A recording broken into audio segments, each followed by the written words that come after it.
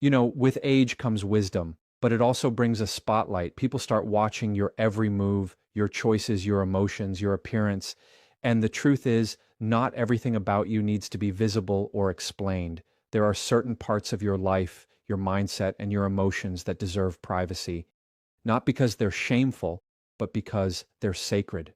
Let's talk about what you should keep for yourself, not out of fear, but out of power. There's a kind of strength that doesn't come from how loud you speak, but from how quietly you hold your ground.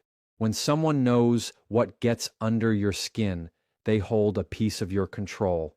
Emotional triggers are like switches, small, sensitive, and powerful. And the moment you let people see where they are, you hand them the remote. It's not about being cold or disconnected. It's about choosing peace over reaction. When you learn to protect your triggers, you stop letting others pull you into emotional traps you didn't set. See, the problem isn't that people know you. The problem is when they know too much about what bothers you. Maybe someone criticizes your age, your looks, your choices, or your pace in life, and suddenly you feel the sting. But the truth is, that sting doesn't come from them. It comes from within. They just pressed a button you left exposed. When you guard that button, you keep your composure. You become unpredictable, not in a chaotic way, but in a grounded, self-assured way that says, you can't move me that easily. Hiding your emotional triggers doesn't mean pretending you don't feel. It means you process before you respond. You pause before you speak. You breathe before you let words leave your mouth that you can't take back. When you do that, you create space. Space between what happens and how you react to it. That's where emotional maturity lives. That's where real self-control grows. The goal is not to suppress emotion. The goal is to master expression. Because once you can feel something without it controlling you, that's power in its purest form. Every person you meet is testing boundaries, sometimes without even knowing it. They'll say things to see how far they can go, what kind of response they'll get, what buttons they can push, and when you react too quickly, you show them the code to your peace. But when you stay calm, when you don't flinch, don't frown, don't feed the drama, they realize they have no power over you. Silence becomes your protection. Composure becomes your shield. You start teaching people how to treat you, not by arguing, but by being unshakable. And that's something many overlook. Emotional privacy is self-respect. When you let everyone know what frustrates you, annoys you, or hurts you, you give them leverage, sometimes unintentionally. People talk, people use, and people test. But when you keep your triggers hidden, your peace becomes untouchable. You become harder to manipulate, harder to read, and harder to control. You stop being reactive and start being strategic. You stop being predictable and start being powerful. Not because you're faking it, but because you understand that peace is personal property and not everyone deserves access to it. Think about how many times you've walked away from a conversation feeling drained, angry, or misunderstood. That's what happens when you let people reach parts of you they haven't earned. You don't owe everyone emotional transparency. You can be kind without being exposed, honest without being vulnerable to the wrong audience. Not everyone is a safe place for your feelings. That's why maturity is knowing when to speak and when to stay silent. Because sometimes silence speaks louder. It says, I know what you're trying to do, but I'm not giving you that satisfaction. And here's the truth. Hiding your emotional triggers is not about building walls, it's about building filters. Walls keep everyone out. Filters let the right people in. It's about protecting your peace so you can show up in the world strong, steady, and confident. When you no longer react to every comment, every criticism, every piece of gossip, you win. You win because your calm is your power. And the less people know what disturbs your peace, the more control you have over your own energy. That's how you lead with quiet strength, not loud defense. There's something powerful about moving in silence. When you start talking too early about what you're planning to do, you invite noise into your vision. Every idea you share gets weighed down by opinions, doubts, and comparisons. And before you know it, that spark that once motivated you starts to dim, not because your plan isn't good, but because too many voices have touched it.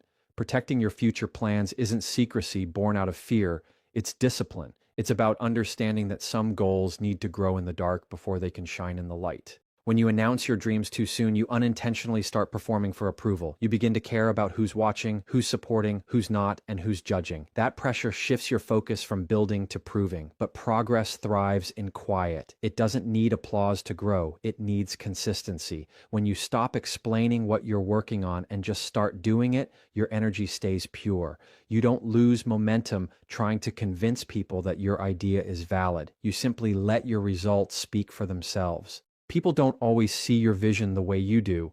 They might not understand it, and sometimes they'll discourage you without meaning harm. Other times they'll do it because they can't stand to see you aim higher than they ever dared to. Not everyone is against you, but not everyone is for you either. When you hide your plans, you keep that energy clean. You protect your ideas from being watered down by other people's fears and from being stolen by those who lack imagination but crave attention. Silence becomes your strategy, not your weakness. Every dream needs protection from premature exposure. Think about how seeds grow. They start underground, unseen, protected from harsh conditions. They don't rush to the surface just to prove they're growing. They wait until they're strong enough to handle the light. Your plans deserve that same patience. Give them time to take root before you announce them. When you do, your success becomes undeniable because it's been built quietly, brick by brick, far from the noise of opinion.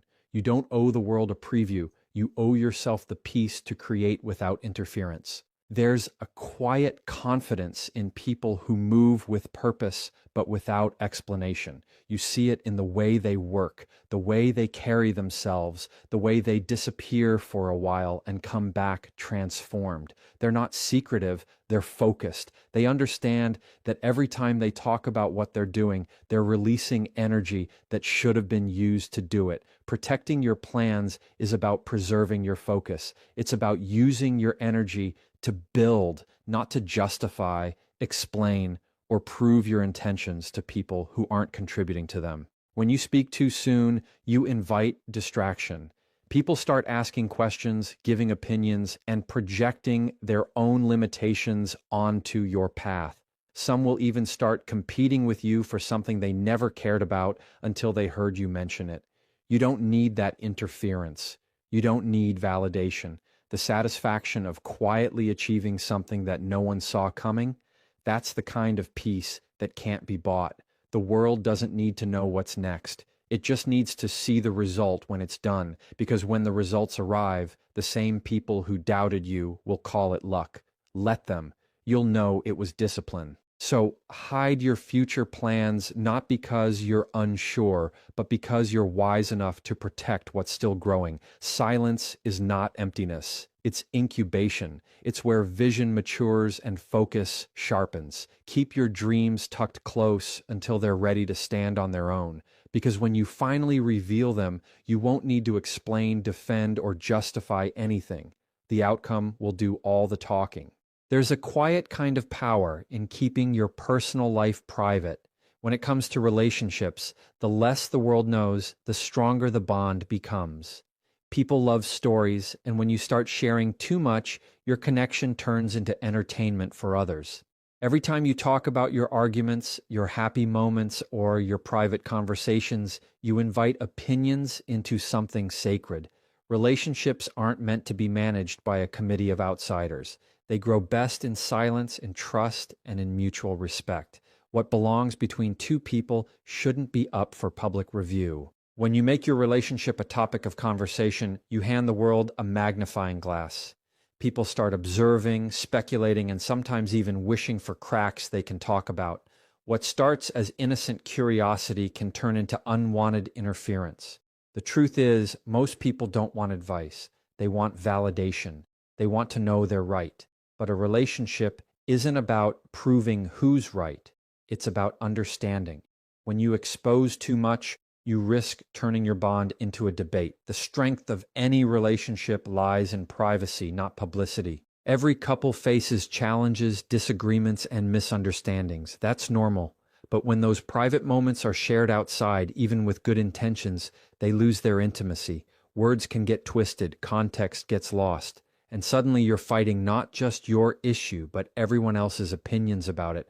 Protecting your relationship details isn't hiding, it's honoring. It's choosing to handle matters where they belong, with the person involved, not with the audience watching. When you protect your privacy, you protect your peace. There's a difference between secrecy and discretion. Secrecy hides, discretion guards. One comes from fear, the other from wisdom. You can still celebrate love, speak kindly of your partner, and share moments without giving away the essence of your bond.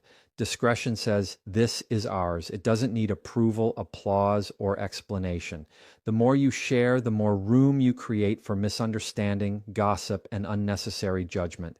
The less you share, the more space you leave for trust, authenticity, and growth. Some things are too delicate to survive public exposure. When people know too much about your relationship, they start to expect updates. They ask questions. They form opinions. And if something goes wrong, you're left explaining yourself to people who were never supposed to be part of your story in the first place.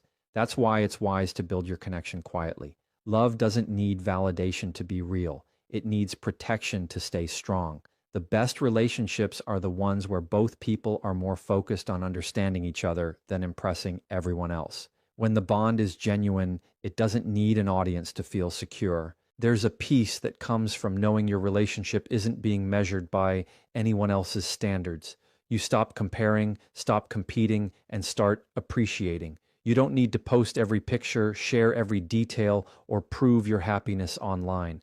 What matters isn't how it looks to the world. It's how it feels in private. Love becomes more meaningful when it's nurtured away from the spotlight. Privacy allows you to be real, vulnerable, and imperfect without the pressure to perform. It lets you work through struggles with patience instead of pride. So, keep your relationship details between you and the one who matters. Let the world see respect, not receipts. Let them sense peace, not proof. A private relationship doesn't mean you're hiding. It means you're protecting something worth keeping. Because when too many eyes are watching, even the most beautiful connection can start to lose its focus. Love grows stronger when it's protected from unnecessary noise. And sometimes the most powerful relationships are the ones no one fully understands except the two people in it. Money has a strange way of revealing people's